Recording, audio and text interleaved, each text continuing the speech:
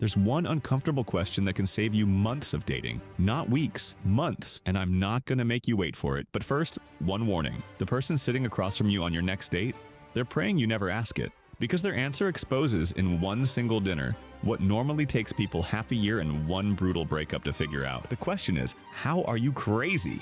That's it, 4 words. Asked playfully, over dinner, like it's a game. And I know what you're thinking, but why would I ask that? Why would calling my date crazy do anything except get a drink thrown in my face? Because of who invented it. This question comes from Alain de Botton, a philosopher and psychotherapist who wrote an essay in the New York Times called Why You Will Marry the Wrong Person. That essay went viral, massively viral. And the reason it blew up is kind of heartbreaking. Millions of people secretly believe they married the wrong person, and they're so ashamed of it they've never said it out loud. Then a philosopher put it in print and basically said, yeah, you did. Everyone does. And it's okay. So this guy built an entire school around one idea. It's called the School of Life, and the idea is this. Love is not an emotion. Love is a skill. Think about it like this. If your friend said, I'm climbing Everest next month, your first question would be, okay, how did you prepare? Where's your rope? Your oxygen? Your training plan? You'd never let them walk up that mountain in sneakers. But that's exactly how all of us walk into love. No rope, no oxygen. Just a dating app and a fresh outfit. Then we tumble off the mountain, and instead of blaming the zero preparation, we blame the other person. We just didn't match. Back on the app. Next stranger, same fall. The question is your equipment. It tests exactly one thing. Does this person know their own damage? Here's how to read the answer. If they lean back, kind of smile, and go, oh, I've got my crazy.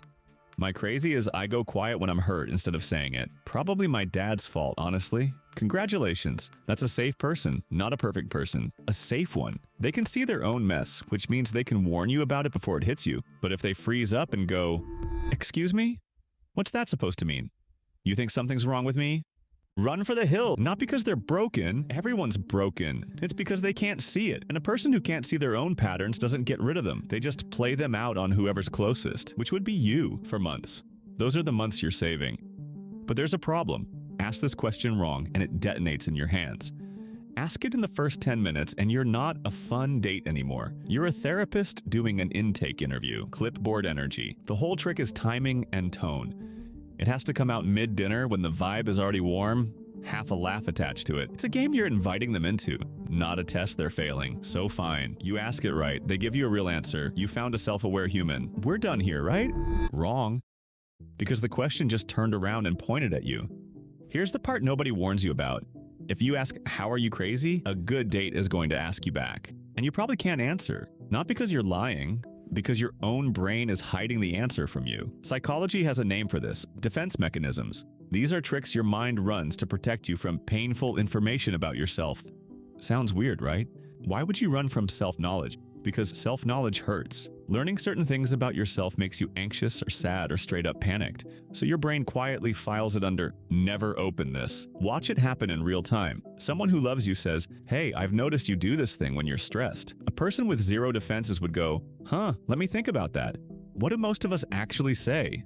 Why are you being rude? This isn't a good time. That's not what happened. We push away information that could have saved us. Not because it's false, because it's heavy. By the way, if any part of this video has made you feel slightly attacked and your thumb started drifting toward the back button, that's a defense mechanism. And that's literally the thing I just described. Don't stonewall me like you stonewalled your ex. Absorbing the hard stuff is the whole skill, and subscribing is the easiest rep you'll do all day. Okay, so just look inward, right? Sit alone, journal a little, figure out you're crazy, solo, doesn't work. And the reason is almost stupid in how simple it is. Why do you need a mirror to see the back of your head? Because you don't have eyes there. Same deal with your patterns. You physically cannot see them alone. You need another person angled behind you.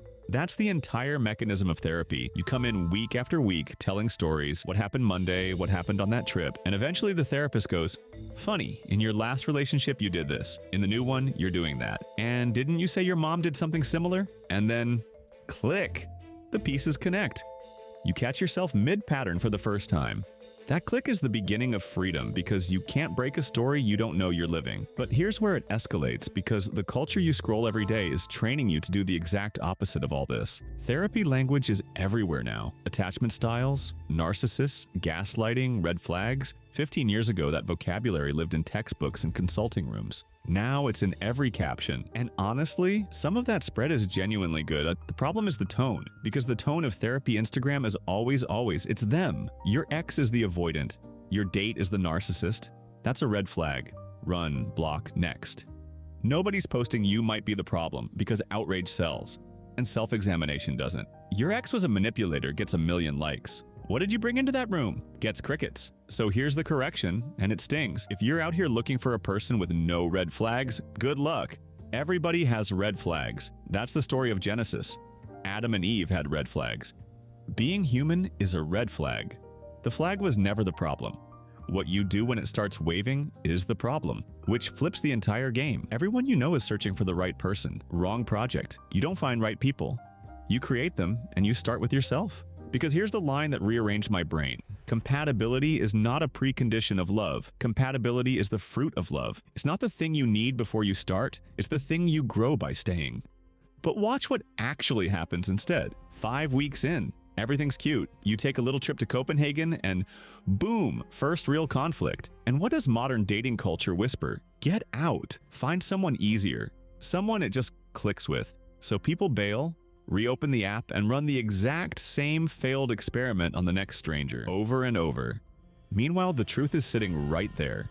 The work doesn't start before the problem. The work starts at the problem. That fight in Copenhagen wasn't the end of the relationship, it was the entrance exam. A good enough person, and good enough is the actual goal, not perfect, is simply someone who shows up for that work. When something breaks, they get curious instead of cruel. They can sit down with you like two engineers over a malfunctioning machine and take the problem apart.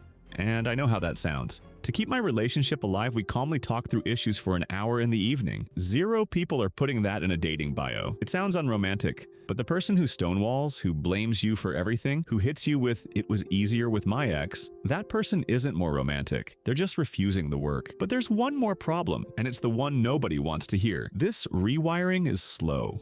People do 6 therapy sessions, feel the same, and announce therapy doesn't work. Okay, imagine picking up Korean at 40, taking 6 lessons, barely managing hello, and declaring the language broken. You'd sound ridiculous. Your emotional patterns got wired over decades. They will not unwire in 6 Tuesdays. The move isn't to pause your life until you're healed. You learn while walking. The only requirement is one sentence. I'm a learner. When someone asked Socrates why he was the wisest man alive, he said, "Because I know what I don't know." That's the whole entry fee. The person who says, "I know it all," is the most dangerous date in the room.